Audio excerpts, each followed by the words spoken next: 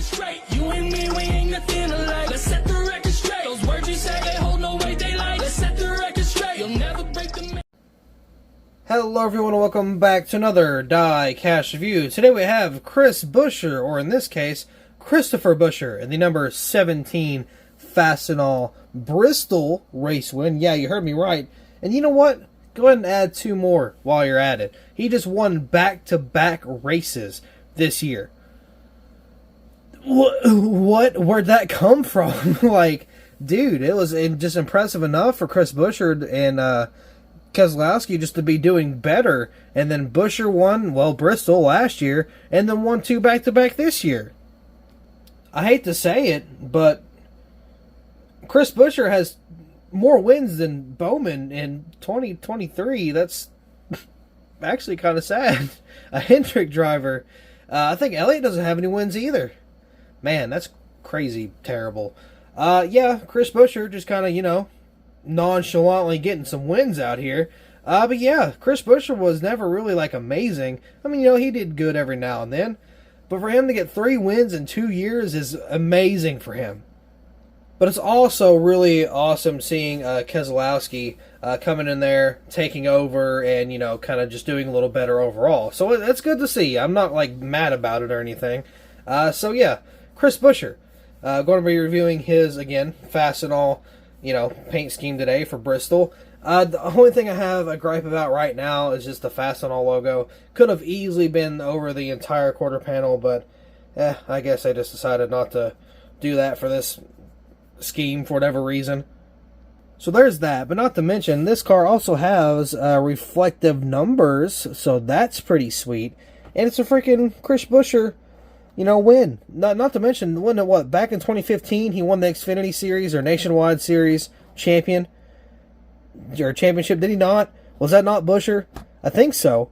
I kind of keep forgetting that happened. Anyway, yeah, so let's get this diecast out of the box and take a closer look. This is Bristol. Easily one of my favorite race wins are like Talladega, Martinsville, Daytona, and Bristol. Those are like my 4 favorite tracks to review diecast from. Just because normally they're all beat up and, you know, all good looking, all raced up. So this one looks pretty clean, but we will have to see. Sadly, it looks clean, but, you know, whatever. We'll take a look and see how it turned out.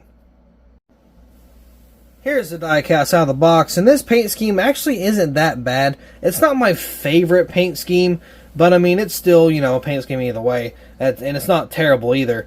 But again, the Fastenal could have easily taken up this entire top back, but yeah, you know what? I don't know, man. I don't know why they do that, but oh, you know what? I guess it is what it is. So let's go ahead and take a look at this fantastic race to win. A little bit of dirt and grime on the front, so that's kind of nice to see. It's not super clean, so that's good. Fastenal, where industry meets innovation, right there. Got the vents, hood vents in the hood there. Got the Ford logo. Of course, you got Buescher right there on the front windshield. Then you got the 17 on the roof. A little bit of dirt and grime up here, not a whole lot though. I got the 17 outlined in blue, black, and blue, and dark blue, so that's interesting. I like the gray, kind of like a shadow effect. That looks pretty nice. Fastenal twice, and then Buescher on the rear name banner. Fastenal once again right here on the deck lid. Here on the back, we do have a blue line that kind of runs across the back end of this car. Fastenal there, and then you got the RFK 17, got the Michigan Ford license plate there, got the fake exhaust on the bottom, then you got the pop rivets on the spoiler. Over on this side, you got fifth third bank, looks like a wee little scrape right there on the that wheel well. Got almost like a honeycomb hexagon type pattern going on there. I like the little slashes. It almost looks like a I don't know, panther scratch or something with claws. It looks really good. Fastenal there, a little more race wear. Yeah, Christopher Buescher, that's what I was referring to earlier. I think Dale Jr. called him that, and he put it on his car the next race and won. So, Ford, Fastenal, let's see, Wyndham Rewards, Castrol there, Mac Tools, whatever that one is, and Simon's there. Fastenal, obviously, where industry meets innovation. Got the 17. Well, it looks to be a little high up on the car, but I think that's actually just how it ran.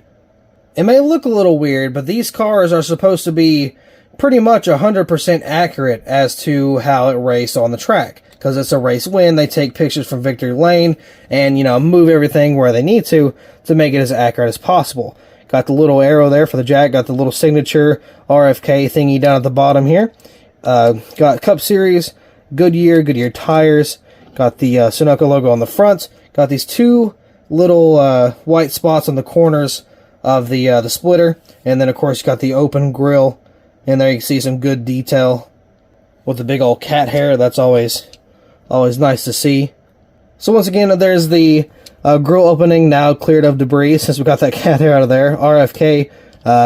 This side looks pretty much the same. Nothing really going on over here, but still a pretty awesome race win. Yeah, so that is interesting for. I almost said Kurt Busch. That is not who this is. What in the world? Have no clue where that came from. Chris Buescher getting the win at Bristol, and I figured, it was a very appropriate time to record this. Now, I don't know what today is. That's bad. But this car may not even be released on my channel by the time Sunday rolls around. Again, I don't know how many days there is till Sunday, but I've got like 2 or 3 days of diecast reviews ahead of this one. So this may be out while Buescher is the current winner, or the defending winner. It may not be, I'm not too sure. But if you have not picked up this diecast, I highly recommend that you do.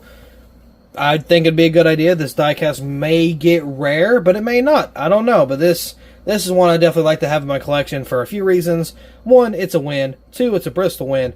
3, it's Christopher Buescher. I mean, it's good old Christopher. I like getting race wins from people who don't really win a lot. It's a little more meaningful that way.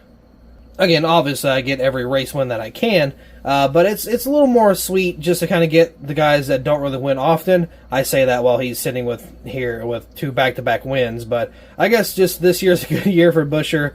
Obviously, 2022, they started out terrible with, it started out good, winning the duels, RFK winning the duels, and then obviously getting slapped a huge penalty for it, or for stuff that they did. Now they're kind of bouncing back, even though it doesn't matter anymore because it's the next year. But still, it's awesome to see RFK doing really good.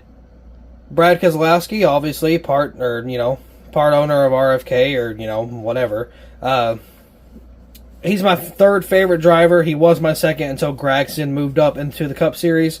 He might be my second favorite again, depending on what happens to Noah. But, so it's awesome to see him or his team do better. I've actually seen Brad win in person, and that was before I was even a fan, or a fan of Brad. So, I mean, it would have been better if I was a fan then. But anyway, I'm getting sidetracked. My apologies.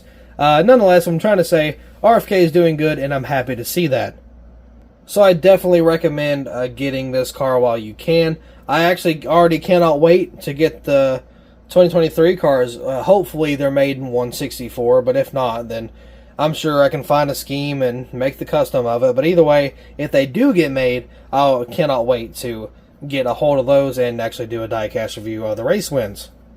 Or who knows, maybe we'll get thrown in a wave somewhere, whether it's Winner's Circle or just the standard Lionel release. Anyway, I believe that will do it for this diecast review, so thank you all so much for watching. I hope you all enjoyed, and I'll see you in the next video.